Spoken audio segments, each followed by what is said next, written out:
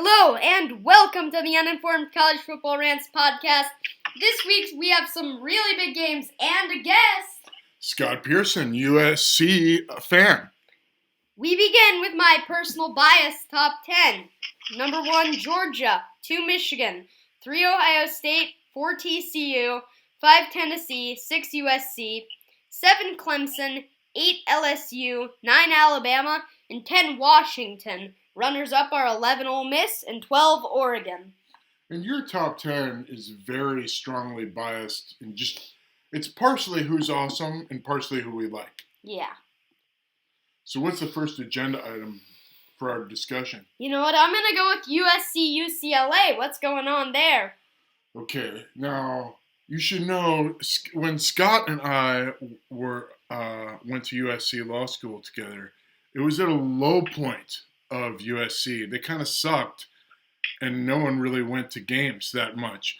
Now, the deal is, with the new coach, they have a high-powered offense, and the question is, can they get some stops against UCLA?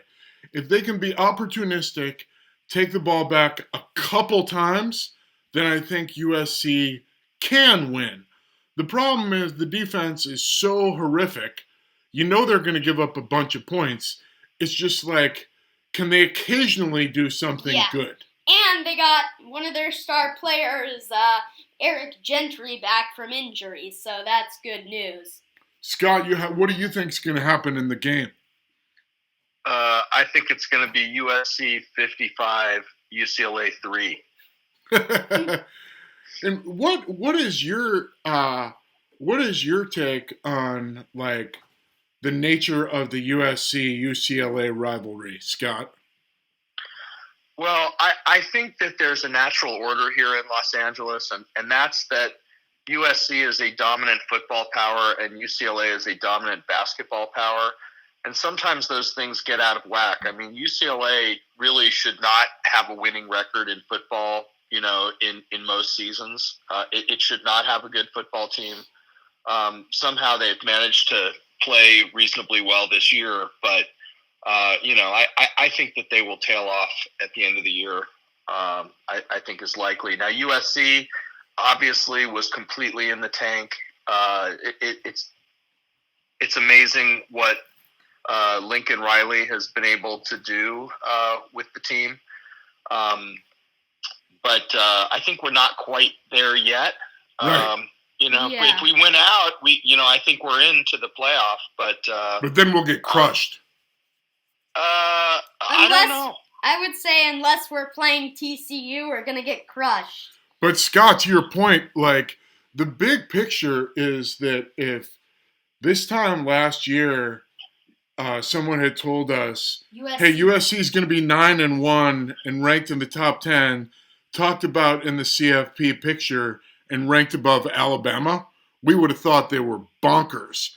And so the big picture trajectory is amazingly good. I mean, last year they went 4-8. Yeah, it's been an amazing turnaround for sure. All hail Lincoln Riley. Yeah, what? So what's our next discussion topic? Oh, yeah. Our next discussion topic is like a CFP preview.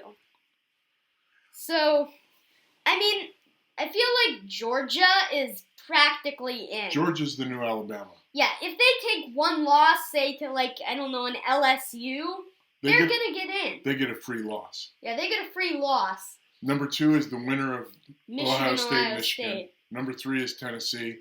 Really? And number 4 is team to be determined. Well, I feel like 3 is TCU. We'll see. And then 4 is team to be determined. Tennessee, USC, someone like that.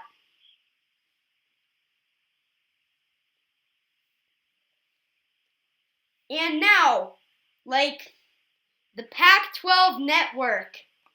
What is going on with why we can't watch USC football games, Scott? Well, USC made a decision a few years ago that they were going to cancel their existing local broadcast arrangements and put all their games on the Pac-12 network, which is not available on, some of the major, places you get TV, like DirecTV, which is what I've got.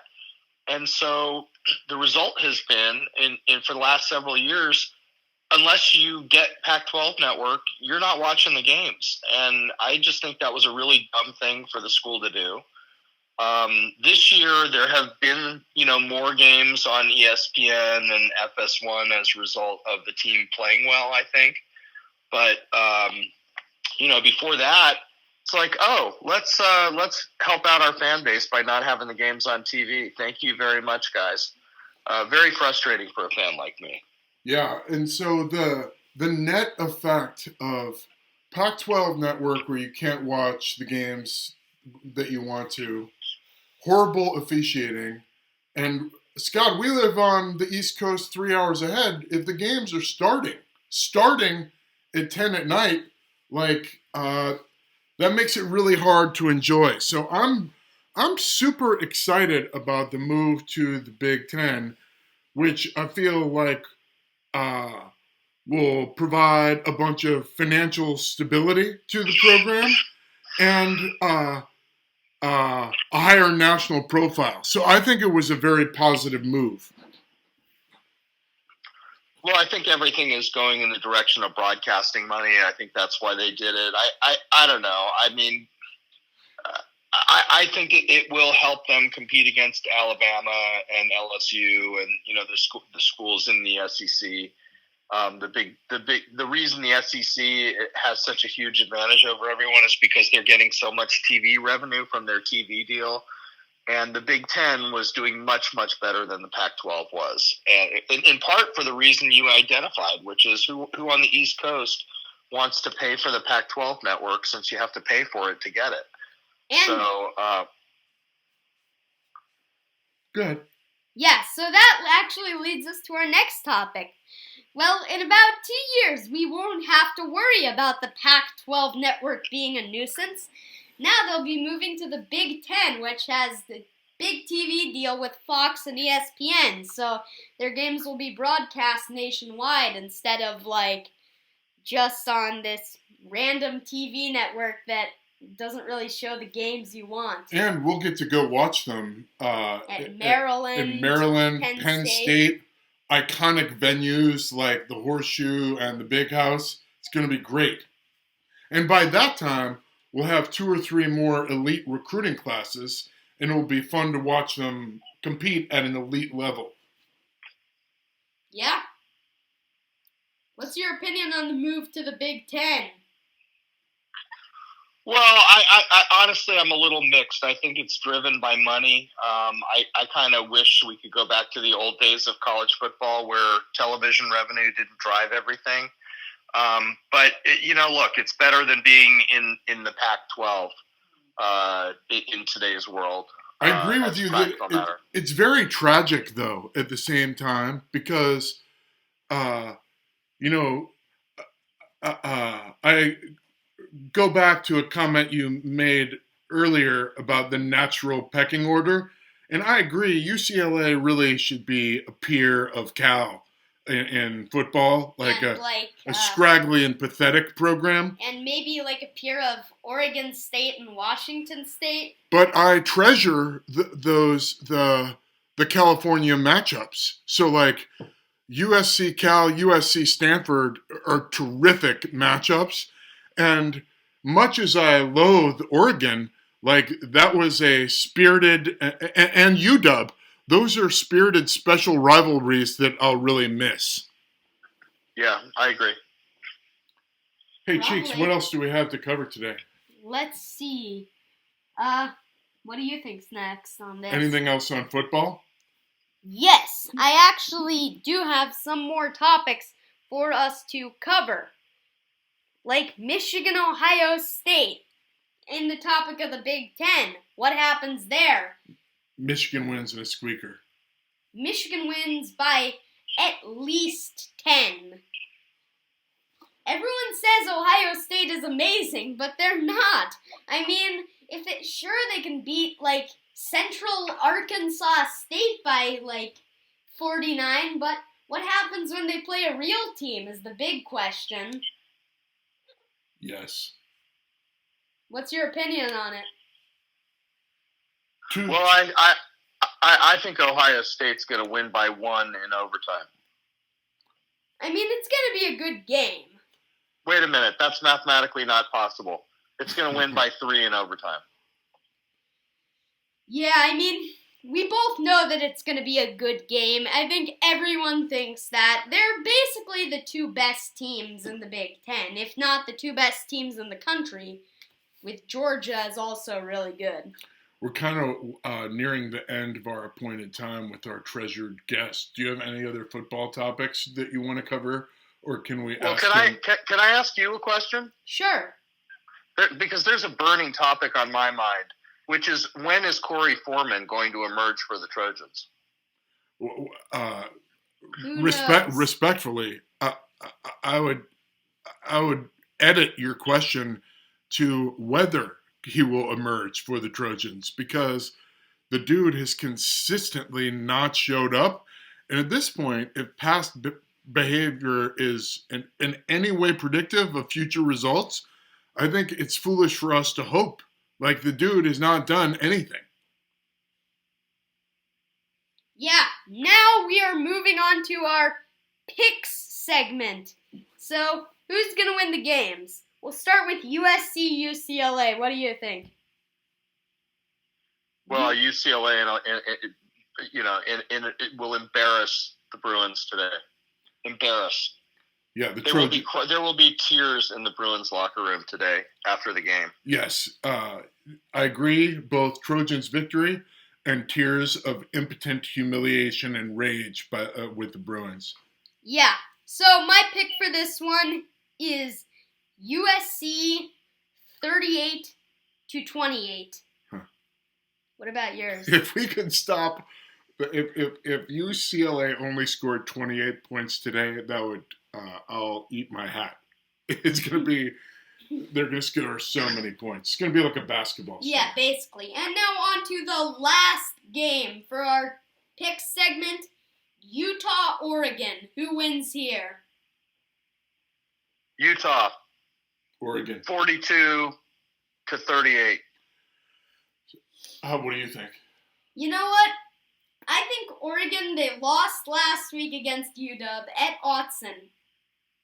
I don't think they can beat Utah. Because, I mean, the Oregon is annoying, this might be a biased answer, but Utah, I mean, they beat USC. They have one of the better teams in the country. They're stout. They're very stout, yes. And, you know what? I'm going to go Utah, 21-17. Scott, usually we just talk about college football and avoid larger civic controversies, but you're our first guest from California in a while. Do you have any perspective on the dystopian nightmare that California has become? Well, we still have really nice weather, for sure. But beyond that, I think everybody's fleeing the place, and I will tell you, we've thought about it too. We went and we looked at houses in Nashville not so long ago.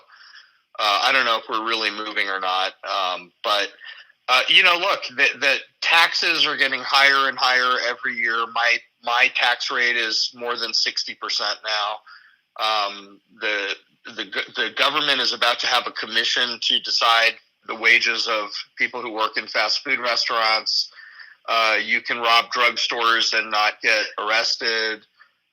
There's homeless people everywhere. The list just goes on and on. Every progressive idea is going to be the law here. And, Rick Caruso was sort of, I think, a hope for sanity.